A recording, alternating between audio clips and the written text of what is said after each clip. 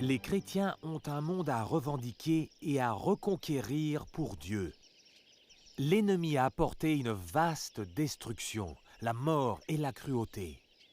La prière donne l'accès à l'armurerie divine et à ses armes surpuissantes. Si nous pensons que nous n'avons pas à prier, c'est que nous ignorons l'ennemi que nous avons en face. Et si nous pensons vraiment pouvoir réussir par nous-mêmes, c'est alors que nous faisons de nous la risée du diable. Être sans prière, c'est être sans défense. La façon de rester accordé avec Dieu, c'est sa parole. Alors chérissez la parole de Dieu. Lisons le chapitre 15 de Jean, verset 7. « Si vous demeurez en moi, et que mes paroles demeurent en vous, demandez ce que vous voudrez, et cela vous sera accordé. » Pour prier, suivez les règles de base. Il y a certaines conditions, mais aucune n'est absolument impossible à remplir. Demandez en ayant foi en Dieu. Il n'est pas possible de demander trop et de dépasser Dieu par une demande d'aide divine qui serait trop importante. Demander, c'est un commandement du Christ. Vous ne pouvez pas être en dehors de la volonté de Dieu parce que vous demandez. Mais vous pouvez y être si vous ne demandez pas. Ne vous cherchez pas d'excuses en disant que vous risquez de demander quelque chose hors de la volonté de Dieu. Notre responsabilité est de demander et de laisser Dieu choisir comment il va agir. Il ne s'énervera pas, quoi que nous demandions. En s'inquiétant trop de la volonté de Dieu, il se peut que nous n'ayons jamais aucune foi et peut-être aucune prière. Nous avons tellement cherché à ne demander que ce que Dieu veut, que nous en sommes arrivés à contredire ce que Jésus a déclaré en Jean chapitre 15 et verset 7. « Demandez ce que vous voudrez, et cela vous sera accordé. » L'intercession a toujours été un élément crucial lorsque nous préparons nos campagnes d'évangélisation. J'ai appris l'importance de l'intercession lorsque j'étais jeune. Et je l'ai apprise d'une façon que je ne pourrais pas oublier facilement. Lorsque j'étais jeune missionnaire en Afrique, j'allais visiter une certaine station missionnaire. Il faisait très très chaud et j'avais très soif. Alors je bus l'eau d'un puits en ignorant qu'elle était polluée. Peu de temps après, je tombais gravement malade. La fièvre faisait rage dans mon corps et cela se prolongea pendant des jours. Dans mon délire, j'eus des hallucinations. Je vis une couverture noire qui flottait et descendait sur moi.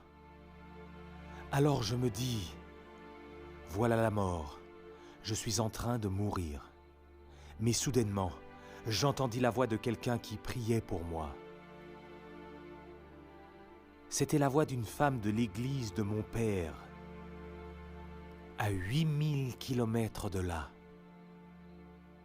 Dans cette église, du nord de l'Allemagne, elle plaidait devant Dieu, le suppliant d'épargner ma vie. Et à ce moment-là, la fièvre fut brisée et me quitta. Je me remis lentement. Par la suite, j'envoyai une lettre à mon père.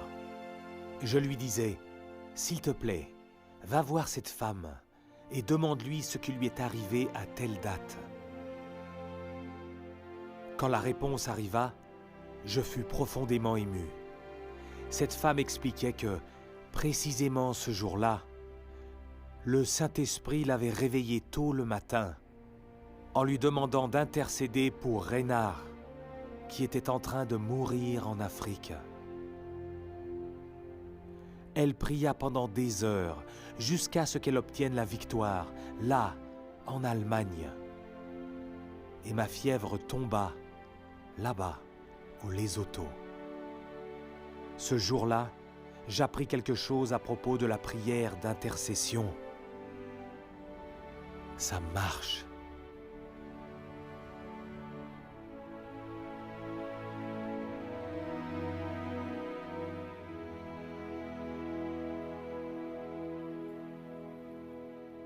Laissez-moi vous donner 4 conditions pour être un bon intercesseur. Premier point, un véritable intercesseur doit vraiment connaître les 2 parties. Comme je l'ai déjà dit, nous connaissons les gens, mais nous devons aussi connaître Dieu. Abraham est un bon exemple de quelqu'un qui connaissait bien Dieu. Les villes de Sodome et de Gomorrhe étaient moralement décadentes, et Dieu décida de les faire disparaître. Il dit, « Alors vais-je cacher à Abraham ce que je vais faire ?» Quand Abraham apprit que ces 2 villes allaient être détruites, il prit leur défense face à Dieu et prit un long chemin plein d'embûches pour sauver ces villes. Il était qualifié, car il connaissait Dieu et les villes. Il fut appelé l'ami de Dieu. Pourquoi ?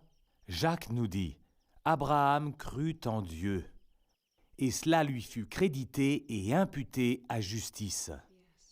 Et il fut appelé ami de Dieu. » Les croyants, eux, sont appelés à être ses intercesseurs. Ça, c'est ce que les Écritures veulent dire par ami.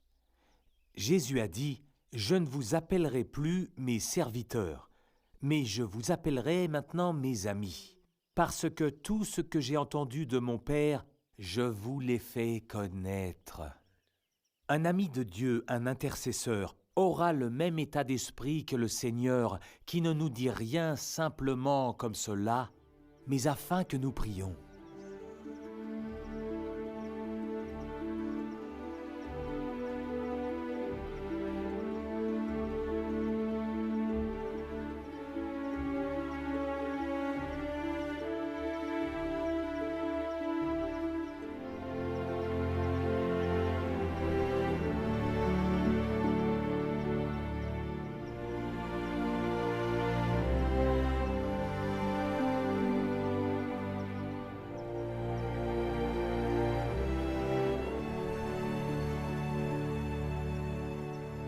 Deuxième point. Un véritable intercesseur agit car il se sent concerné. Le chapitre 32 de l'Exode nous rapporte un épisode étrange, mais il nous montre le cœur d'un vrai intercesseur. Moïse était en colère contre l'idolâtrie du peuple d'Israël. Il s'était échappé d'Égypte après une fantastique démonstration de la toute-puissance de Dieu qui leur montrait la proximité physique de Dieu. Le mont Sinaï les dominait avec son nuage de la gloire de Dieu qui cachait Moïse qui était monté parler à Dieu. Le peuple crut qu'il les avait abandonnés. Leurs esprits simples étaient imprégnés des superstitions et des divinités d'Égypte. Ils fabriquèrent donc un veau en or pour qu'il les ramène dans leur maison d'esclavage. Le Seigneur déclara qu'il allait les consumer, et ce à cause de leur grande faute, mais qu'alors il ferait de Moïse une grande nation. La première réaction de Moïse fut d'envoyer des soldats pour se débarrasser des meneurs. Mais alors sa pitié prit le dessus sur sa colère du moment, et il implora Dieu de sauver ce peuple que Dieu lui-même avait qualifié de peuple au cou raide. Plus loin, en Exode 32, Moïse appelle ce peuple « ton peuple ». Moïse plaide « Ah, ce peuple a commis un grand péché. Veuille pardonner maintenant leur péché. Sinon, efface-moi du livre que tu as écrit, efface-moi du livre que tu as écrit. » Puis, les mots commencèrent à lui manquer, tant la compassion le consumait. Il se proposa alors de mourir pour pouvoir expier le péché d'Israël. Son offre fut refusée, car seul le Fils de Dieu peut expier un péché. Mais c'est néanmoins un exemple de véritable intercession. Personne ne lui avait demandé une telle offre. Personne n'avait poussé Moïse. Il avait donné le jour à cette nation de plusieurs tribus comme une femme donne le jour à un enfant sur cette terre. Ils lui brisèrent le cœur. mais il continua de les défendre face aux désastres inévitables dus à leur folie. Nous prions pour un réveil chrétien. Pourquoi? Pour voir l'Église remplie? Pour payer les factures? Pour soulager les évangélistes dans leur travail ou comme un devoir religieux? Regardez les tentatives vaines de ceux qui n'ont pas le Christ pour les sauver et qui se créent leurs propres dieux impuissants. Alors pleurons pour eux. Crions à Dieu pour eux. Dieu est ému quand nos cœurs sont émus, et pas seulement quand nos bouches sont émues.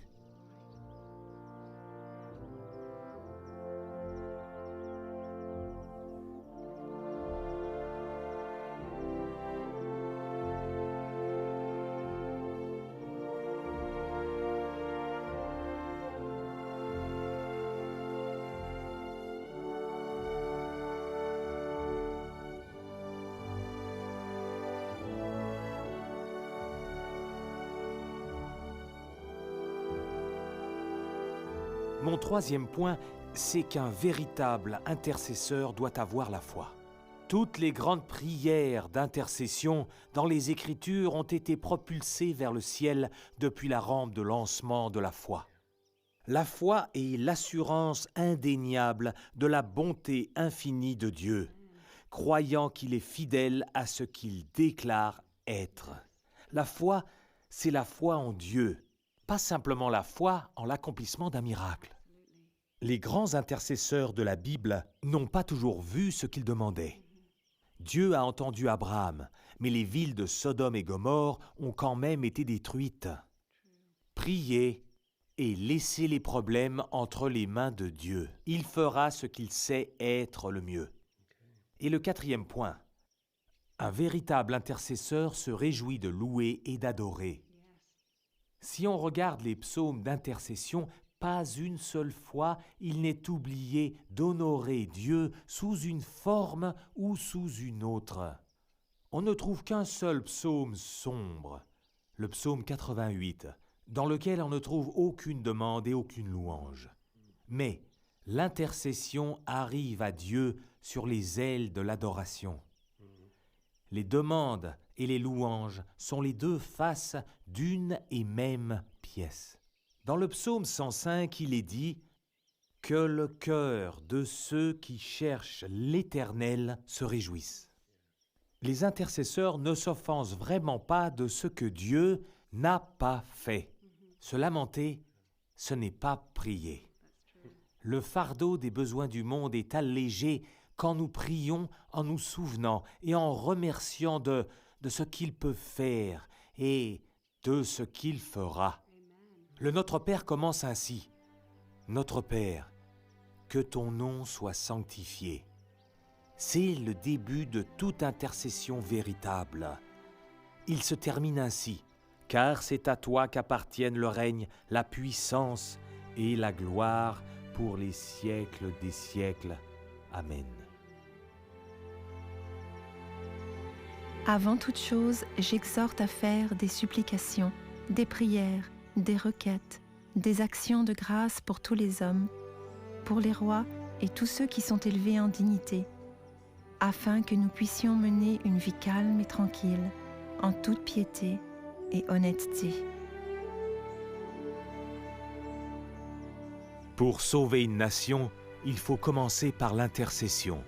La moitié du travail sera ainsi fait. Quelqu'un d'autre peut se tenir sous les projecteurs, à prêcher l'Évangile, pendant qu'en coulisses, vous l'aidez en priant. Ce sont ces gens-là que Dieu remarque. Continuez à prier.